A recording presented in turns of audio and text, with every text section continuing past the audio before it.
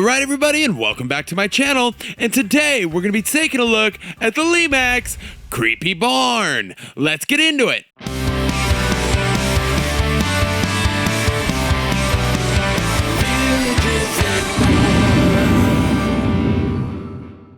Okay, so before we get started here, I just wanted to send a huge shout out to a neighbor of mine who was moving and had a small lot of Lemax products, and this was definitely one of them, and I knew I had to have it. It's absolutely amazing. He took wonderful care of his Lemax products, and we are going to be reviewing them for this channel as well. So ladies and gentlemen, the first one up is going to be the Creepy Barn. I have been looking for this house for quite a while. As big as my collection is, I've never been able to get my hands on one of these. So let's dive into the facts right out the gate. It was released in 2005 and it was retired in 2013. SKU number off the top, 55222. Now for some dimensions. We have 8.07 inches high, 6.69 inches wide, and 5.71 inches in depth. Product type, lighted building, and it is made of my favorite porcelain. That's right, old school porcelain. Let's talk power.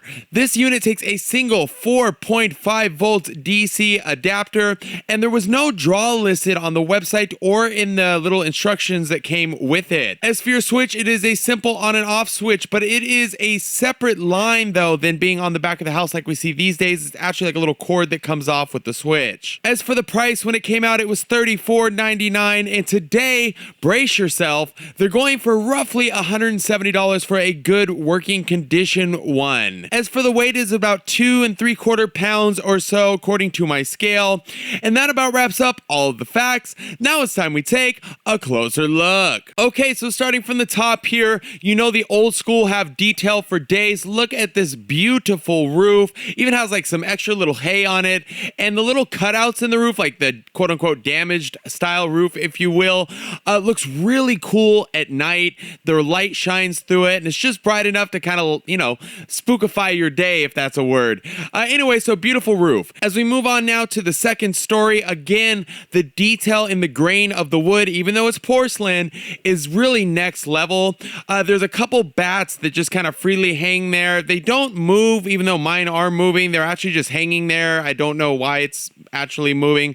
Kind of weird. But anyways, they're cool. They're detailed. They hang there. There's 2 of them. They're not the most detailed things in the world, but you can tell that they're bats with kind of the overall shape. Inside the second story, where like I guess hens would be in the barn or something like that, there is a bunch of pumpkins, and they're good quality pumpkins, by the way. Really obvious. It was hard to capture with the camera, but in person they're really nice. Okay, we're gonna way more towards the bottom now. This is totally a show in itself. Starting with the barn, there is a sign on the door that says no trespassing, but let's trespass for the sake of this video. There is so much in there. There's a bunch of pumpkins and like some kind of teapot or something like that. There's another set of bats in there. There's hay, you know, different kind of wood structures. I mean, there really is a lot. A nice little ladder. You know, I mean, that's the old school thing. You know, there was literally something everywhere, and the quality is unbelievable. Right outside the barn, looking on the grounds themselves, there's everything from like a wheel and some kind of like pick tool or something. I forgot the proper name. And a bunch of pumpkins. Oh my God, the pumpkins are adorable. There's even some lights hidden in there. There's a big tree stump, you know, hay. I mean, this thing is filled from top to bottom. Now to my favorite part of the house, the windmill. Let's start right from the top. Absolutely stunning in the detail. You can see that the windmill is actually supposed to be broken. It just is phenomenal. It would have been cool to see if it moved, but I mean, come on, we're looking at an old school house here. Let's cherish it for what it is. As far as the structure that it's on, the grain of the wood is outrageous, and it's really good size. The scaling of it is awesome. There's even a sign on it that says you are being watched. Okay, next up is the tree, a gigantic tree. Starting at the top, there's even a little crow on it. The detail on the tree is relatively great as well. Kind of blends in with the rest of the house because of the colors, but nonetheless, it's there. There's another sign that says keep out on it. And just really, the shape of the tree is what kind of sells it for me. Moving to the right side of the house, again, a lot of that broken barn kind of stuff with windows and things like that. There's also going to be more signage for like a puppy. It says beware of dog, a little dog bowl with some bones in it. And another, I think, little treat for us is this scarecrow.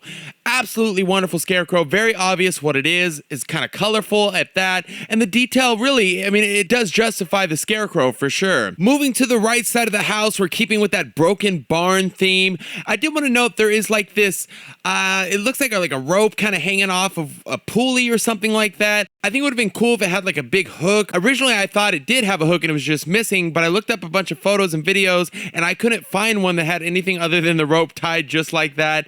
So not sure what's going on there. But other than that, you know, it's again one of those houses that is just totally old school Lemax spooky town. The last thing we're going to look at is the back of the house. The grain is fantastic in the wood. We got another couple windows and a barn door and also the place for your plug. So that is the Lemax Creepy Barn, everybody. There is so much detail. I am old school Lemax for life. No question about it. I hope you enjoyed this review. I'm going to go ahead and hit the like so you can see this thing in all of its glory. This is definitely one of those pieces that you just have to see in person. I've never heard a lot of talk about the collectability of this house.